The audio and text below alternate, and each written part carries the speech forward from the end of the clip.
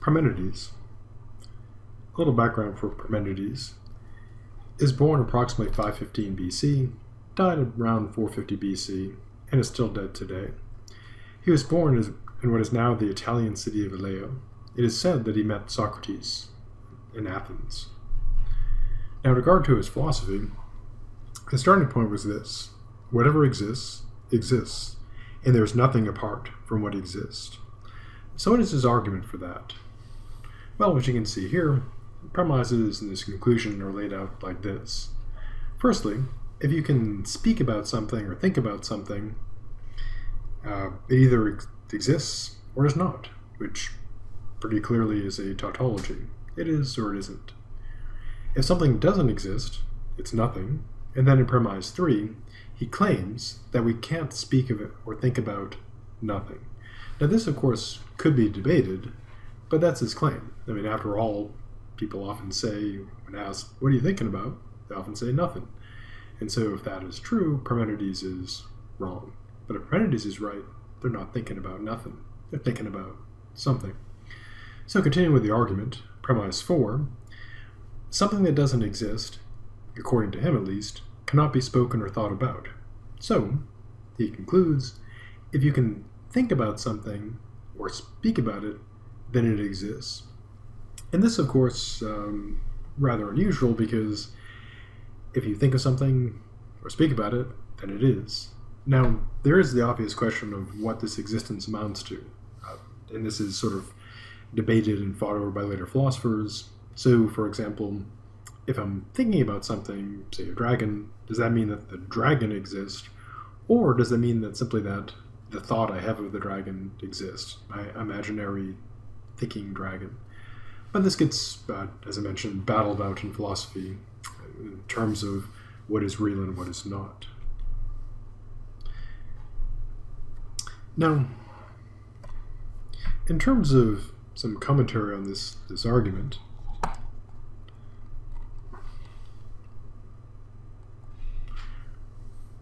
the third premise, as I noted, is based on his view that when thinking about something requires an object. So if we're thinking about nothing, would have no object and could not be thought. And so anything you can think about has got to exist, and what cannot be thought does not exist. And he calls this fundamental reality what is, the one, not to be confused with Neo from The Matrix, or it, not to be confused with Stephen King's clown monster. So I think that being is uncreated, one of his key claims. And one of the core debates in metaphysics, and also physics as well, at least talking about cosmology and such, is what is created, or has it always been, or is there something else going on there? So Parmenides believed that being was uncreated, and his first argument is this. And these arguments in the future are adopted by other philosophers, modified, repainted, etc. So let's go through the argument. If being began or was created, then it has to come from, obviously, something or nothing. Now, if being is everything, then it couldn't have come from something else, because there's nothing else for it to come from, because it is everything. And being can't come from nothing, since, as he claims, nothing cannot be a cause. So he concludes being is uncreated.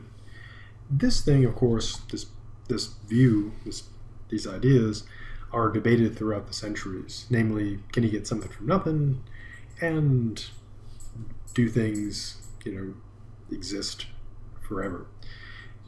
So, as far as Parmenides is concerned, being is uncreated. He gives a second argument, which later gets developed by thinkers like our good dead friend Gottfried Wilhelm Leibniz as a sufficient reason argument. And the idea is basically this. And this ties into the sort of eternal debate in metaphysics and bumper stickers, which breaks down to the bumper stickers of everything happens for a reason, and the opposing one, stuff happens. Now, Parmenides offers a sufficient reason argument, which clearly takes the view that there are reasons. So the argument is as follows. First premise, there must be a reason why being appeared at a particular time and not some other time. Why now? Why not some other time? if this being arose from nothing, there'd be no reason for it to appear at one time rather than another. So he concludes it's uncreated. Now, as I noted earlier, our good dead friend Gottfried Wilhelm Leibniz, before he was dead, he developed this into the principle of sufficient reason, which we'll see later in the course. Now, there's also the question about, do things change and do things perish? And Parmenides, was contrary to our good dead friend Heraclitus, took the view that stuff doesn't change, stuff doesn't perish. Now, I don't mean like particular things like, the milk in your fridge, or like Matt Damon, but being in general. So his argument goes like this: if being could change, it could not change into being since it's already being, which I guess is true. So if being changes, it must change into nothing.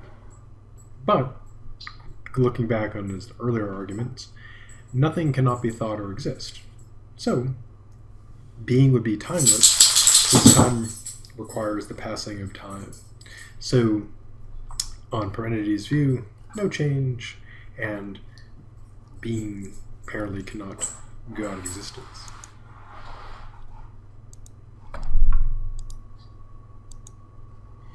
Now, he also takes the view that being is one and indivisible. And again, this is another kind of perennial problem in metaphysics, namely, is the thing that is, be it like Tao or reality or whatever, is it something divided, a singular thing? Like we'll see in the future, our good dead friend Spinoza taking everything to be God, which is pantheism.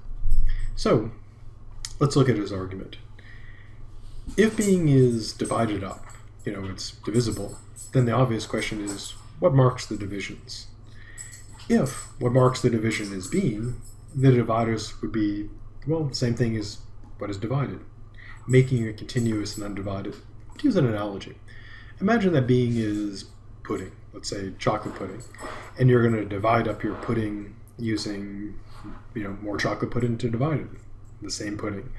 And you showed somebody, here is my, my 7-layer chocolate pudding. And they'd kind of look at it and say, what do you mean 7 layers? Is it like different chocolate pudding, different types? And no, it's all the same chocolate pudding. In that case, it'd be really weird to say that it's 7-layer chocolate pudding because it's just chocolate pudding. You just have pudding. Now, the other option is the dividers being nothing.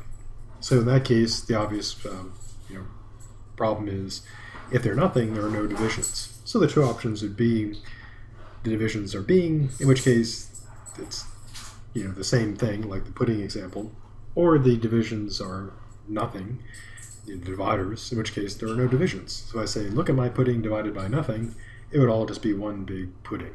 So according to Parmenides, it is one and indivisible. Now, what about motion? Does it move? Now, again, this is an eternal and ongoing problem in metaphysics, namely, is there motion? And here's how he argues. First, he claims motion requires empty space. And since the time of Parmenides going forward to today, people interested in such things have debated the nature of space. And the good question is, what would it be? And he considers the obvious thing, maybe it's empty. But empty space, he claims, would be nothing. And then he cashing in on the meaning of nothing. Since there is no nothing, there is no empty space. And if you need empty space to move, and there's no empty space, there is no motion. To use an analogy, imagine you're in an elevator. To move around the elevator, you need empty space. But if there is no empty space in there, because it's completely packed, you're moving nowhere. So cashing in on the meaning of nothing, he takes there to be no motion.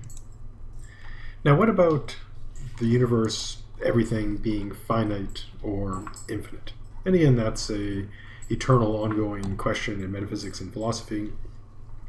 And is it finite? Is it infinite?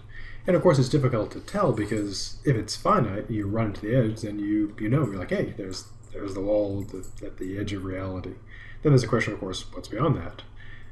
Now, if it's infinite, the problem would be you'd have a hard time, knowing.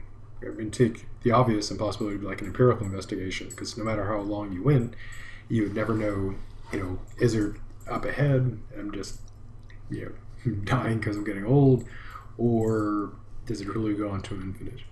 So what does he claim? Well, Parmenides takes it to be a finite body, so the universe is finite, according to him.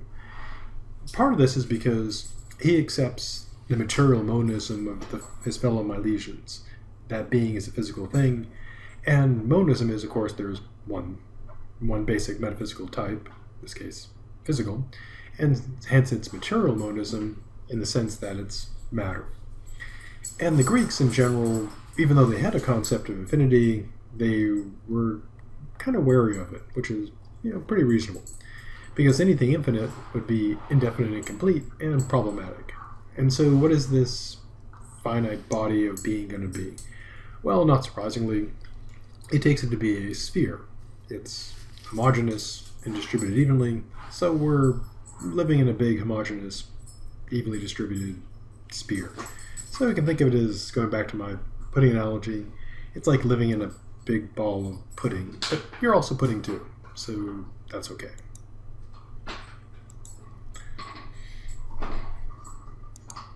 Now, Parmenides, of course, says nothing changes. And in contrast to our good dead friend Heraclitus, who says, it all changes, so all the time, never the same. So how does he make this work? Well, to the senses, because you're hearing this now, you're seeing it play along, the world does appear to change. But, according to Parmenides, reason tells us that it does not. And so, a choice between reason that tells us nothing changes, and senses, which tells us things do, he chooses reason. And so, he ends up embracing a form of rationalism, namely that you know things about the world through reason, as opposed to empirically. And that concludes our good dead friend Parmenides. Next, we'll look at our good dead friend Zeno, who continued the tradition of Parmenides, and also had a pretty cool name, Zeno.